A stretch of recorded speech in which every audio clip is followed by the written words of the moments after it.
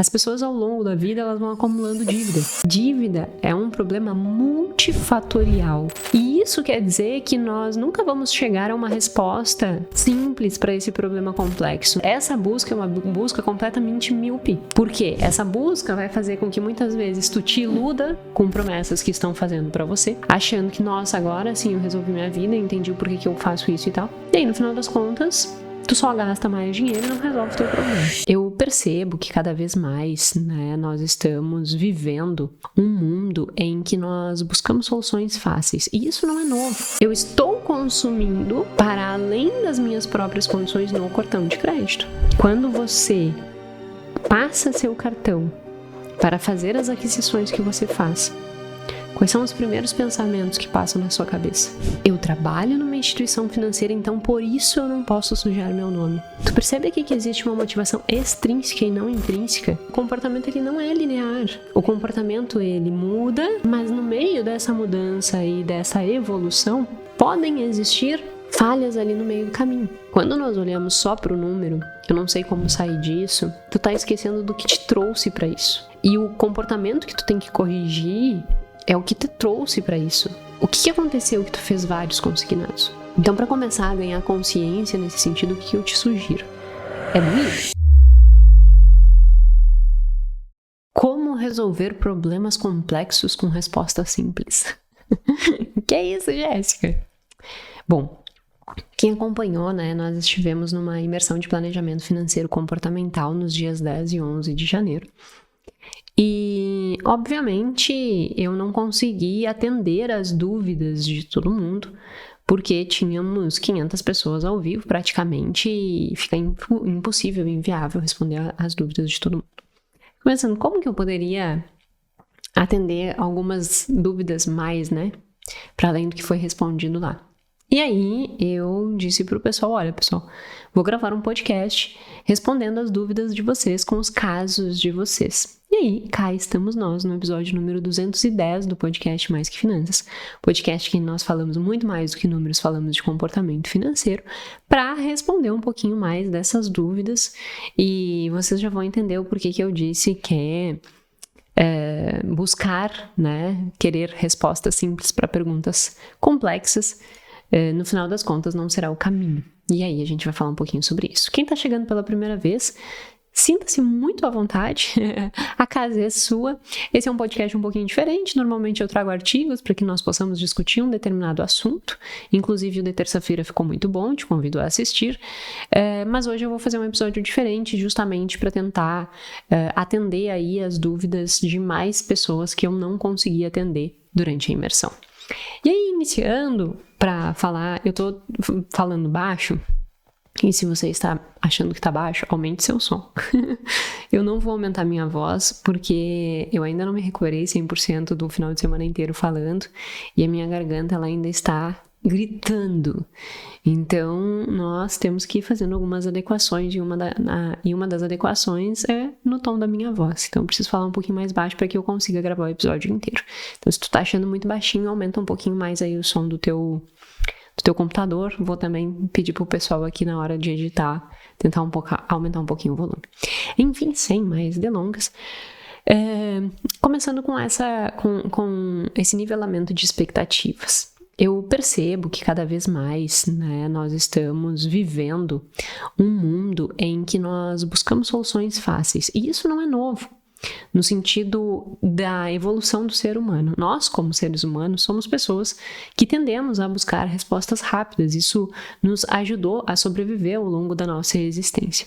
O que acontece é que, historicamente, onde nós vivíamos e como nós vivíamos, selecionando esse comportamento, não é mais onde nós vivemos hoje. Eu já fiz um podcast falando um pouco mais sobre isso, sobre esse descompasso evolutivo. Hoje em dia nós temos uma condição e uma estrutura de vida completamente diferente daquela em que o comportamento foi selecionado. Então nós precisamos fazer e tomar alguns cuidados que antes nós não precisávamos. E dentre esses cuidados é justamente esta busca incessante por respostas simples, rápidas, para solucionar problemas complexos. O que isso tem a ver com a imersão e com as dúvidas que eu vou responder? Muitas vezes vocês tem situações na vida de vocês e que essas situações na vida de vocês exigem uma solução, uma mudança.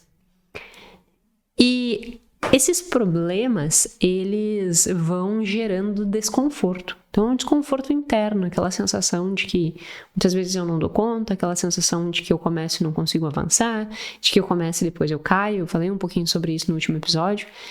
E essas sensações, elas vão retroalimentando a incapacidade, elas vão retroalimentando a crença de que como você está não está funcionando. E aí, levanta-se a partir disso um desespero. Eu preciso achar uma resposta para isso que está acontecendo. E aí você começa a buscar esta resposta. Só que essa resposta você busca muitas vezes uma resposta simples para um problema complexo. Exemplo, as pessoas ao longo da vida elas vão acumulando dívida.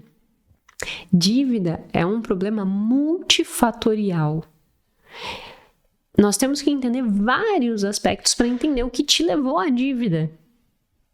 Tem aspectos que são relacionados ao teu comportamento, tem aspectos que são relacionados às tuas crenças, à forma com que tu pensa, tem aspectos que são conjunturais, tem aspectos que são de socialização, e não só socialização do ponto de vista do que tu aprendeu com a tua família, mas também no sentido de o que aconteceu, né, em termos patrimoniais mesmo, com a tua família e com o histórico que foi levando a isso.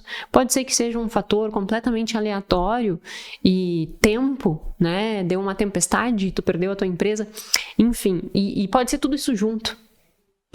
Então, a construção da dívida é algo multifatorial, é a mesma coisa que obesidade.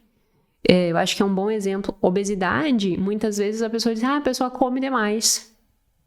Mas por que ela come demais? É multifatorial. Eu não posso dizer que ela simplesmente come demais porque ela usa a comida como regulador emocional. Pode ser que sim, mas isso pode ser um fator.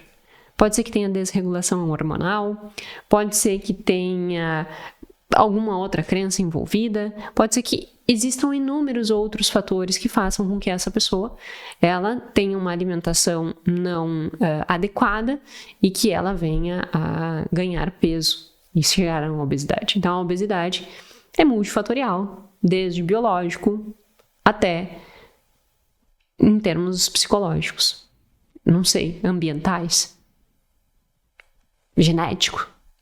Eu não sou uma pessoa que entendo profundamente de obesidade, né? Mas eu imagino que exista aí uma influência genética também, porque pelo menos do ponto de vista de compras compulsivas, só dando uma informação a respeito dessa questão da genética, a gente sabe hoje que, em termos de compra compulsiva, existe aí uma predisposição genética que pode chegar a uns 8%.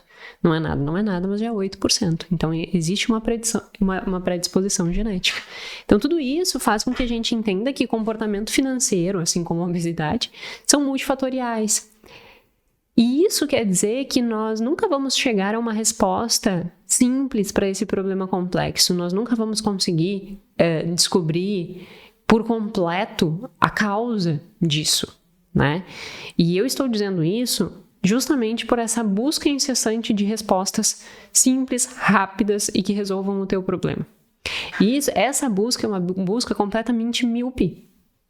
Porque essa busca vai fazer com que muitas vezes tu te iluda com promessas que estão fazendo para você, achando que, nossa, agora sim eu resolvi minha vida, entendi o porquê que eu faço isso e tal. E aí, no final das contas, tu só gasta mais dinheiro e não resolve o teu problema. Então, eu achei importante fazer esse adendo porque as dúvidas que eu vou trazer agora, tem muitas coisas que eu não tenho como responder do ponto de vista mais profundo, porque eu não conheço você, eu não conheço a sua história, eu não conheço. Então, existem vários fatores que podem ter levado a essa condição que eu não tenho como dar um direcionamento efetivo. Então, o que eu vou fazer?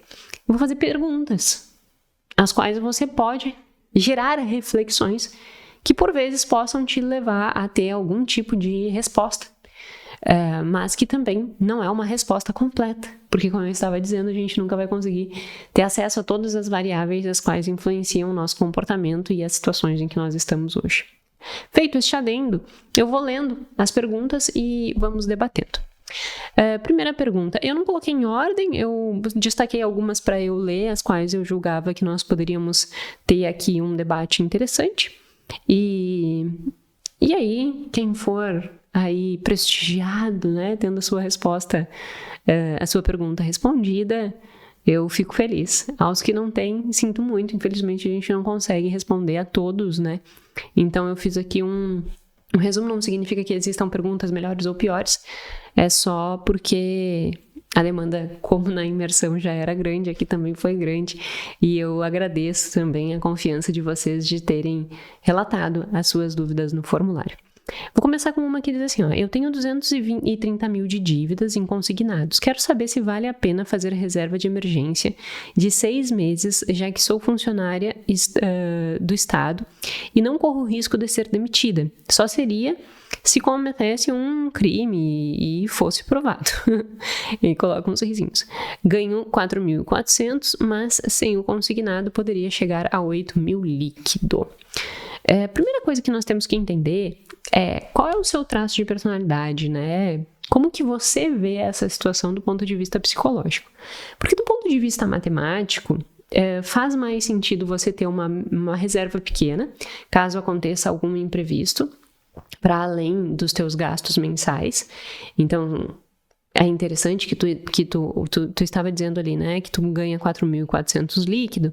Então, se nós conseguíssemos ter aí uns 8.000 guardado, já te ajudaria a enfrentar qualquer tipo de desafio e qualquer tipo de imprevisto, seja ele minha geladeira quebrou, entendeu? Vai lá e resolve o problema da geladeira. Tô com uma gripe, não precisar passar o cartão de crédito para comprar uma aspirina na farmácia. Então, eu julgo que seria importante nós termos aí uma reserva inicial e, do ponto de vista matemático, direcionar o restante para quitar essa dívida de 230 mil reais do consignado, porque fazendo isso, tu já consegue economizar, entre aspas, juros. Economizar no sentido que tu adianta o pagamento e que tu não vai pagar esses juros, né? Não é uma economia, que simplesmente, ao antecipar o pagamento desse empréstimo, tu não vai precisar desembolsar esses juros. Então, esse seria um caminho matematicamente eficiente. Tu teria um pouco de valor guardado para lidar com qualquer imprevisto que aparecesse e, paralelamente, iria ter aí um foco na quitação dessas dívidas. Só que por que eu perguntei o teu perfil? Porque pode ser que tu seja uma pessoa extremamente extrovertida, aberta a novas experiências e tal. E pode ser que para você quitar esta dívida seja nesta fase de vida, no sentido de direcionar todo o seu dinheiro para quitar essa dívida, seja uma coisa muito, muito desgastante para você nessa fase de vida, né? E aí teria que ponderar. Em que sentido? Não ficar se passando a mão na cabeça. Ai, não, mas para mim é muito importante, então deixa a dívida para lá. Não, mas tentar fazer um equilíbrio para que você consiga manter esse comportamento no longo prazo. Como assim um equilíbrio? Você vai destinar um capital para ir quitando essa dívida e destinar um capital para que você tenha pequenas liberdades. Então, para que você possa sair para jantar, para que você possa ter ali uma micro liberdade durante o mês. O interessante é definir um orçamento para que você tenha essa micro liberdade e isso já vai te dar essa sensação de que tu tá progredindo, de que tu não tá só se sacrificando, sabe? Principalmente para pessoas extrovertidas e abertas a novas experiências. Jéssica, nunca vi você falar sobre isso. Coloca aí no meu podcast, na busca, traços de personalidade, que você vai encontrar episódios explicando esses aspectos. Certo? Espero que tenha te ajudado. Vamos em frente. Jéssica, eu tenho várias dívidas no cartão de crédito e empréstimo, eu trabalho em uma instituição financeira e não posso sujar meu nome. Então, para isso, eu acabo pagando cartão de crédito e estou nesse ciclo. Pagando com o cartão e estou nesse ciclo. Aprendi que preciso organizar e me programar para o futuro. Porém, como posso me organizar para sair desse ciclo? A primeira coisa que tu tem que te perguntar e eu acho que isso é um desafio inicial bem grande para quem está nessa situação como tu estás, né? Porque quando tu escreve, quando tu fala, vamos tentar com um olhar bem assim, Eu ia dizer empático, mas não é empática a palavra que eu quero dizer. É com um olhar bem criterioso para além do que está escrito, sabe? Assim, para que a gente consiga ler nas entrelinhas. Acho que é isso que eu quero dizer. Porque olha só, quando tu escreve assim, ó, eu trabalho em uma instituição financeira e não posso sujar meu nome. Então, para isso, eu acabo pagando com o cartão. Eu trabalho numa instituição financeira, então por isso eu não posso sujar meu nome. Tu percebe que existe aqui, e se tu acompanhou a imersão, tu viu que eu falei sobre motivação intrínseca e extrínseca. Tu percebe aqui que existe uma motivação extrínseca e não intrínseca? Eu trabalho em uma instituição, então eu não posso sujar meu nome. É como se você não pudesse sujar o seu nome só porque você trabalha numa instituição. Eu não estou dizendo que é o caso, mas eu estou dizendo que se nós lermos na entrelinha, fica subentendido isso. Pode ser que não tenha sido a sua intenção, mas eu acho que vale a reflexão, sabe? Pensar assim, putz, caramba, será que eu olho então para minha situação financeira e se eu não tivesse essa pressão externa, eu já estaria com meu nome sujo? Então significa que eu tenho uma dessensibilidade para o problema financeiro. E será que o fato de eu ter esta dessensibilidade para o problema financeiro não faz com que eu fique gastando mais no cartão do que eu deveria? Então significa que eu estou consumindo para além das minhas próprias condições no cartão de crédito. E por que eu estou consumindo para além das minhas condições do cartão de crédito? Então percebe que eu não tenho respostas para te dar aqui no sentido... nossa, como é que eu posso sair desse ciclo? Porque a gente teria que entender essas entrelinhas. E aí é essa reflexão que eu te convido a fazer. Será que tu não está normalizando o fato de usar o cartão e de estar com o nome sujo? Que você só não está com o seu nome sujo porque existe a pressão do trabalho? E que bom que existe por enquanto, né? Eu digo, não é que a motivação extrínseca seja ruim. O problema é depender exclusivamente dela. Ela pode ser um pontapé inicial, que no teu caso pode ter acontecido. Foi o pontapé inicial para que você não ficasse com o seu nome sujo. Mas será que você não está normalizando isso? E o que está fazendo você passar no cartão de crédito? Quando você passa seu cartão para fazer as aquisições que você faz, quais são os primeiros pensamentos que passam na sua cabeça? Esses pensamentos, eles te aproximam ou te afastam da vida que você quer construir? E aí, se você viu a imersão, pense, lá no retrato que você construiu com 80 anos, será que cada vez que tu passa o cartão, quais são os pensamentos que vêm na tua cabeça? Esses pensamentos, eles te aproximam do que tu imaginou com 80 ou te afastam? Por que eu disse que eu não tenho resposta? Porque a gente vai ter que refletir sobre tudo isso, entendeu? Nós vamos ter que nos aprofundar nessa compreensão das tuas crenças e o que está por trás, quais são os pensamentos que estão por trás de cada vez que tu usa o cartão e acaba entrando dentro desse ciclo. Tu tem que entender o padrão que está por trás dessa manutenção desse contexto. Então, nesse caso, eu não tenho uma resposta direta, porque a gente teria que entender isso. Porque uma resposta prática, do ponto de vista de matemática tradicional, é: como posso sair desse ciclo? Simplesmente pare de usar o cartão de crédito. E isso é um nudge, do ponto de vista comportamental também. Mas é que do ponto de vista matemático não seria nem o fato de dizer para parar de usar o cartão, né? Tu escutaria coisa, é só reduzir teus gastos. Só que se fosse só reduzir os gastos, já tinha reduzido, né?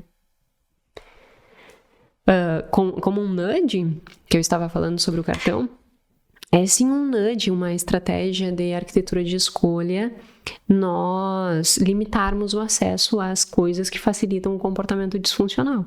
Se o cartão de crédito é uma coisa que facilita teu comportamento disfuncional, agora que eu vi que eu não estava bem no meio, quem tem toque com um enquadramento deve ter ficado nervoso. Então me olhei pra cá, até me perdi o meu raciocínio. Então, olhando pro ponto de vista comportamental, os nudges, né? É sim uma estratégia tu parar de usar o cartão de crédito, tu limitar o teu cheque especial, limitar a disponibilidade ali de limite do teu cartão de crédito, e tudo isso ajuda, sem dúvida nenhuma. Mas tu também tem que ir um pouquinho mais à frente, tá certo? Vamos para a próxima. Já fiz alguns cursos na área de finanças e me vejo sempre no mesmo lugar, sem conseguir avançar e construir a vida que realmente vale a pena. Não consigo manter a constância nas minhas decisões.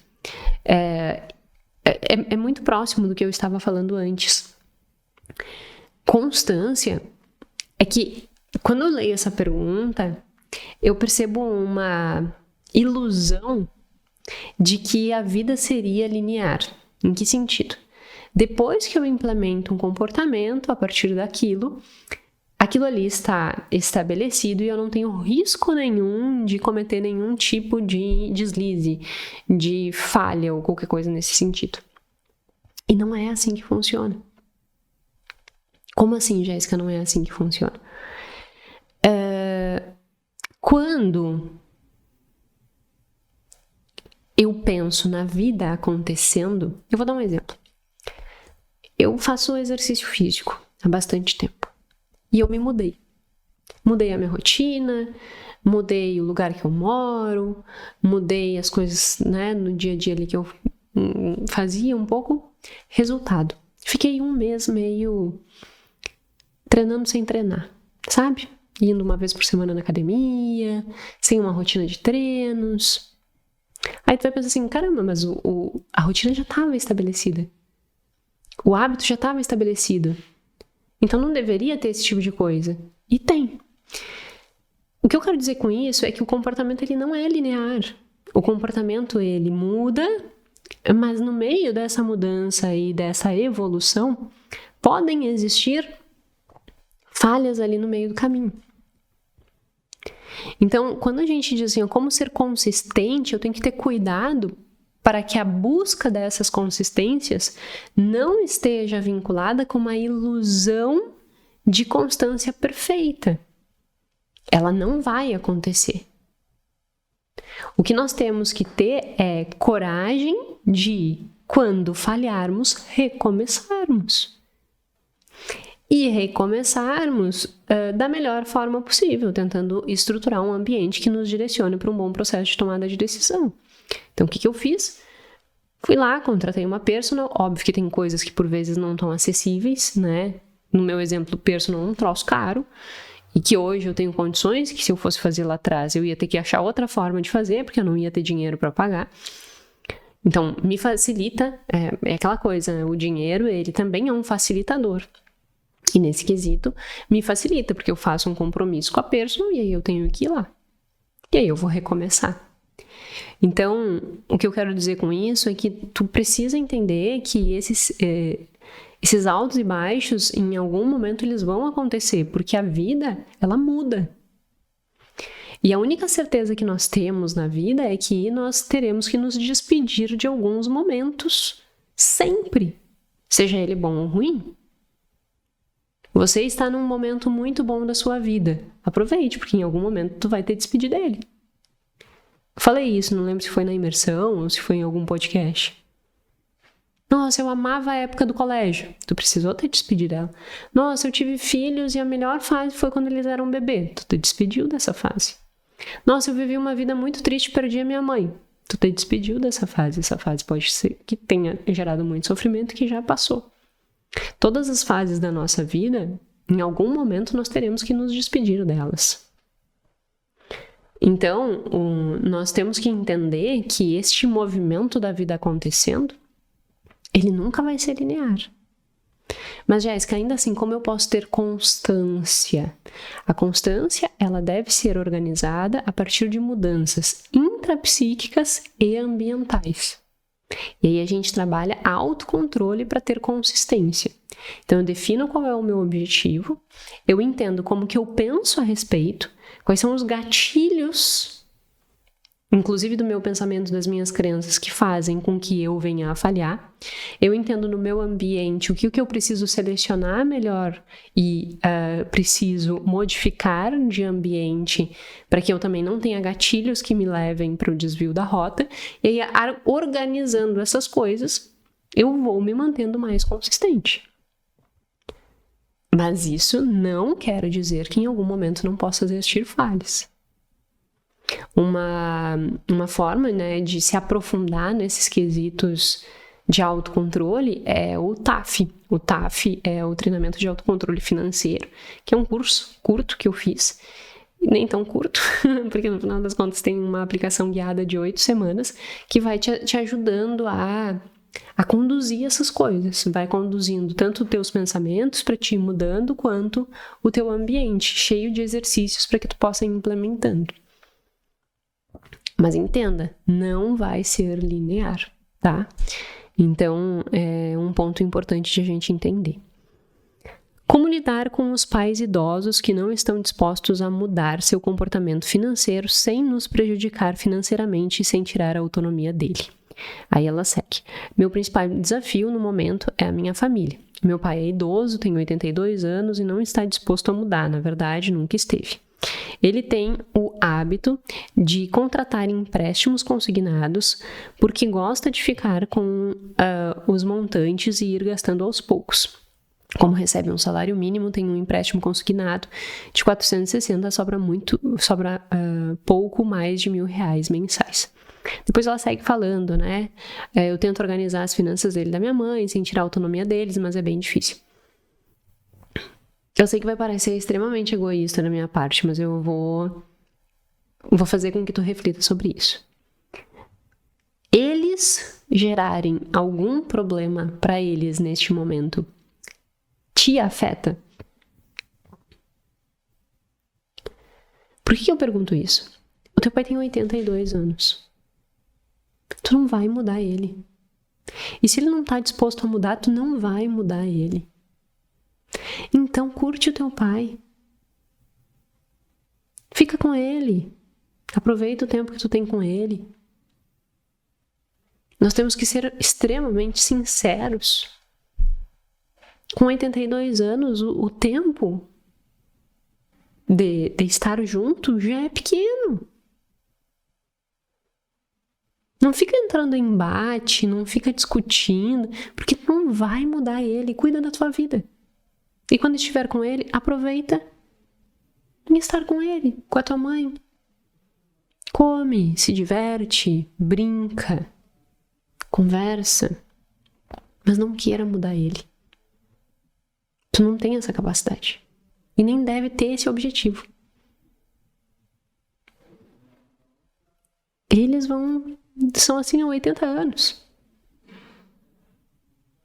E isso é com teu pai, é com qualquer pessoa. A gente tem a falsa ilusão de que nós podemos mudar a cabeça das pessoas. Não, mas e se eu falar tal coisa? E se eu... Ninguém muda ninguém. Não tem como tu mudar alguém que não quer. Se essa pessoa não abrir espaço para mudança, a mudança nunca vai acontecer.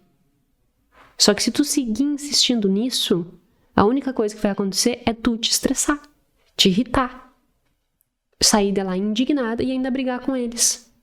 Tu tem pouco tempo com eles. Aproveita. Não te estressa com isso.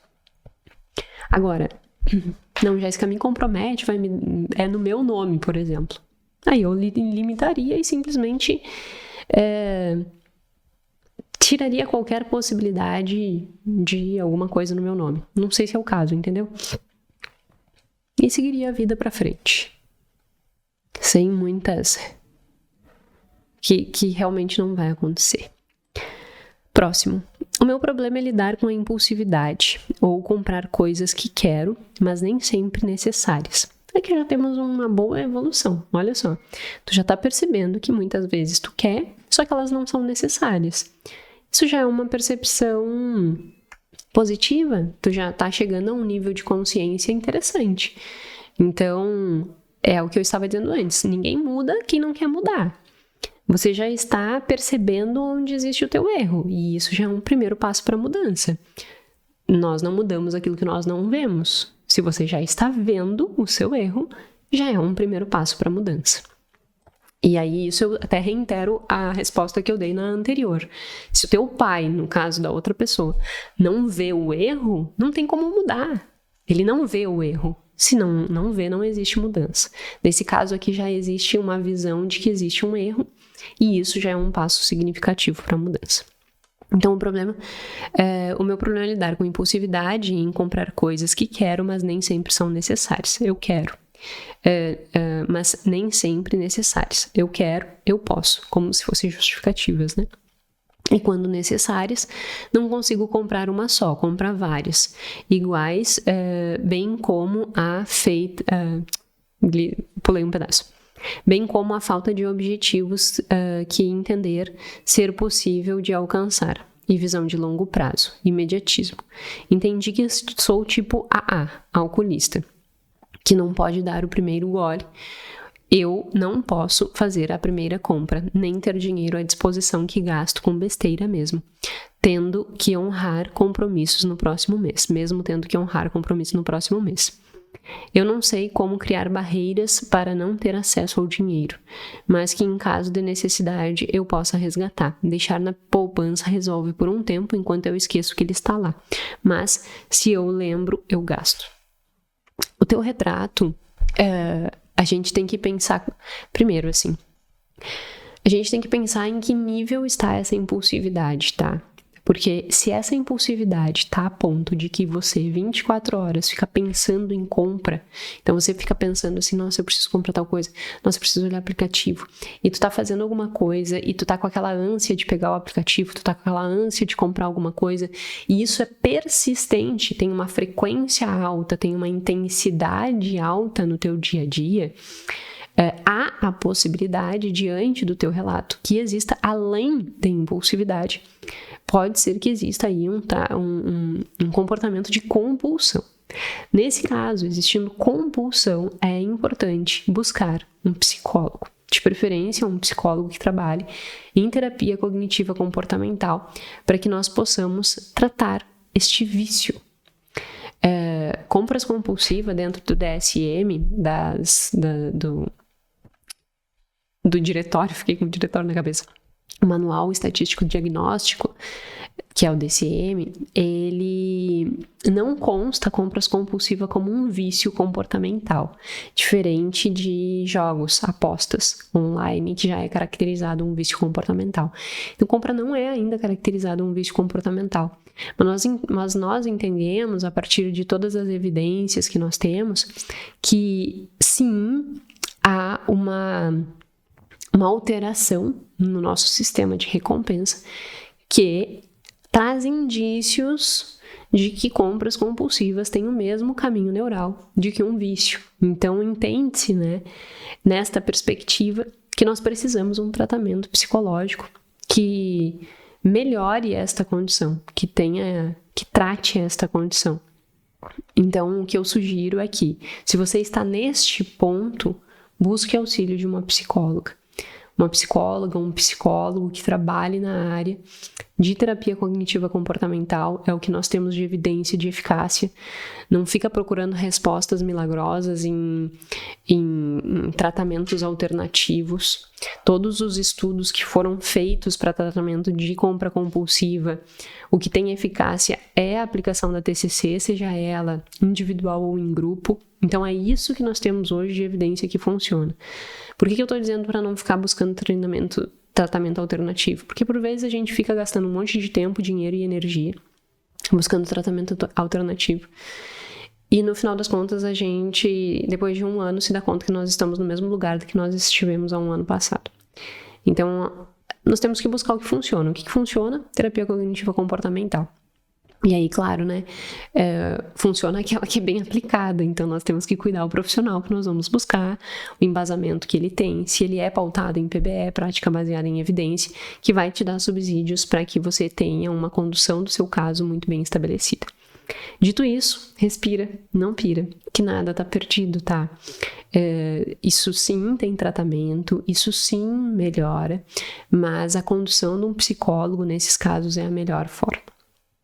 Jéssica, eu não tenho esse nível de intensidade, de frequência, não tenho essa ânsia tão grande assim, é menos do que isso. Bom, então pode ser que daí tu esteja assim num caso de impulsividade. A diferença entre compulsividade e impulsividade é que a compulsividade ela é uma doença e tu pensa quase que 24 horas naquilo. Então a energia que tu gasta, a atenção e o quanto o consumo é algo que perpassa os teus pensamentos e a tua atenção é muito significativo. A impulsividade não, a impulsividade é aquilo que eu sigo a minha vida normal, mas eu tenho lapsos, né, de impulsividade. Então eu não tinha planejado, mas eu fui no shopping e eu comprei um monte de coisa.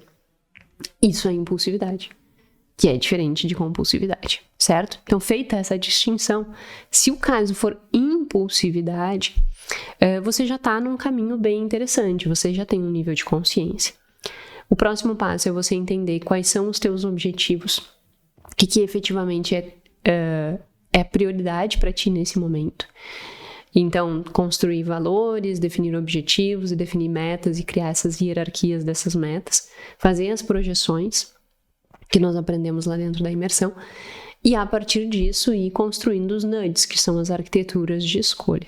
Eu não vou poder me aprofundar aqui dentro, né, dessas estratégias de arquitetura de escolha, mas a arquitetura de escolha ela sempre vai pautar em estratégias intrapsíquicas, ou seja, mudanças cognitiva, reestruturação cognitiva, então tentar trabalhar a forma que tu pensa, a interpretação que tu tem das coisas, como essa interpretação, por exemplo, eu quero, eu posso.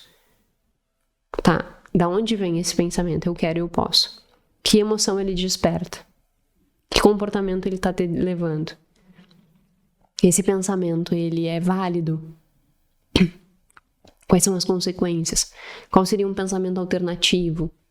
Aí a gente vai fazendo reestruturação cognitiva, existem várias formas de fazer isso, do ponto de vista intrapsíquico. Do ponto de vista ambiental, aí tem que entender todos os gatilhos e ir criando bloqueios, atritos, que é o que eu já tinha falado na pergunta anterior, que são os nudges. Então eu tenho que ir criando bloqueios para acessar esse dinheiro. E aí tu perguntaste, a poupança não funciona muito, o que eu poderia fazer?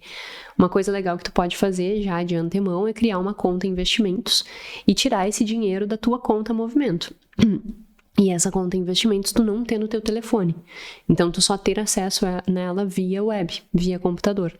Porque isso vai fazer com... Isso às vezes hoje em dia tá difícil, porque o token para acessar no computador às vezes está no celular hoje em dia.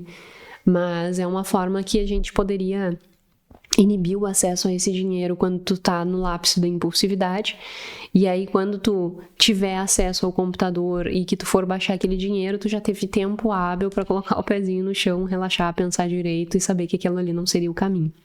Então esses atritos, eles são bem importantes de serem feitos, e é um caminho bem interessante, certo? De todo modo, eu te digo assim, compra compulsiva ou impulsividade, as duas coisas são contornáveis, não é um bicho de 7 cabeças, mas é uma coisa que a gente não pode deixar de lado. Nós não podemos desconsiderar que existe este comportamento disfuncional. Se nós colocarmos isso para baixo do tapete, vai gerando um problema que vira-se uma bola de neve gigantesca. E aí isso pode gerar e repercutir de uma forma bem negativa no longo prazo. Então não joga esse problema para baixo do tapete. Eu sei que é super desafiador encará-lo, mas é a única forma que você tem que construir uma vida que vale a pena ser vivida, com bem-estar, com tranquilidade. Mas você não pode deixar isso de lado, tá? Espero ter trazido esclarecimentos aí. Vamos em frente. Meu maior dos problemas é o fato de ter vários consignados. E para piorar, ainda fiz o consignado do cartão. Não tenho ideia de como planejar sair disso. Tô recebendo menos da metade do meu salário.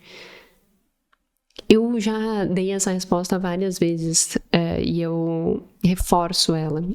Quando nós olhamos só para o número, eu não sei como sair disso, tu tá esquecendo do que te trouxe para isso. E o comportamento que tu tem que corrigir É o que te trouxe para isso. O que aconteceu que tu fez vários consignados?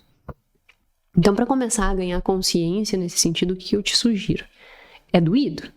Se tu esteve na imersão, tu viu eu falar sobre evitação, sobre esquiva. E é isso que a gente vai começar a dar um passo agora para romper essa esquiva. Tu vai pegar todos os teus consignados e vai colocar o nome deles. Aí tu vai colocar o valor do lado que tu pegou. Vai colocar a taxa de juros. E vai colocar o montante final que tu vai pagar, somando o valor contratado com os juros, para que tu tenha consciência do quanto de dinheiro você, ao longo desses anos, tem destinado ao banco por ter antecipado prazeres que você ainda não poderia pagar. Se for o caso, por vezes, não é antecipação de prazer, por vezes é algum problema. Enfim, tu vai entender isso a partir dessa tabela. Então, é o nome do consignado, o valor pego, os juros, o montante total lá no final que tu vai pagar. E aí, a última coluna é a mais importante. Por que tu pegou aquele empréstimo? Tu pegou aquele dinheiro para quê? Para fazer o quê? E qual o significado disso? Isso vai te trazer um nível de consciência a respeito das tuas próprias decisões. E isso vai fazer com que tu repense as tuas prioridades, repense as tuas atitudes e repense o teu comportamento. Então, é um primeiro passo para ganhar consciência. E é um primeiro passo doloroso, mas é um passo que nos motiva a olhar e dizer assim, caramba, eu vou querer sair disso. Então, faça esse exercício que eu julgo que vai te ajudar significativamente. Nós teríamos várias outras questões aqui a discutir, mas já temos aí um tempo de podcast. Eu tô sempre cuidando para não passar muito dos 40 minutos, para também não ficar muito longo os episódios, né? Espero que os casos que eu tenha trazido tenha te deixado refletir e tenha dado um direcionamento para as pessoas que colocaram as perguntas. Agradeço imensamente as perguntas de vocês. Agradeço também os comentários que vocês fizeram. Eu coloquei uma perguntinha, como foi para você participar da imersão? E fiquei realmente muito feliz com os comentários que vocês colocaram. Que bom que a imersão, ela gerou tantas reflexões importantes. E eu quero ler um comentário que eu acho que retrata um pouquinho disso e que, sem dúvida nenhuma, faz com que, por vezes, nós fugimos de encarar as coisas. E quando nós entendemos que fugir não é o caminho para resolver, há uma mudança. E que o trabalho que eu faço não é um trabalho para falar verdades disso ou daquilo, mas é um trabalho para gerar reflexões que possam gerar mudanças. Eu fico indignada às vezes assim vendo coisas na internet de pessoas que são mal educadas, que gritam, que ficam dando, entre aspas, chicotada nos outros, sabe? Assim, eu acho tão desrespeitoso, porque no final das contas nós não sabemos o que o outro passou. Quando eu olho para um caso de uma pessoa que está endividada, de uma pessoa que está com dificuldade, de uma pessoa que eu jamais posso olhar para ela e eu posso dizer assim, tu é uma irresponsável, tu é uma burra, tu é uma... Como é que tu deixou a situação chegar nesse caso? Eu não sei o que essa pessoa passou. Não sei a história da vida dela, eu não sei os desafios dela. Mas eu sei de uma coisa, eu sei que essa pessoa ela pode viver melhor.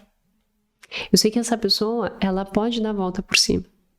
Eu sei que essa pessoa ela pode caminhar na direção da vida que vale a pena ser vivida.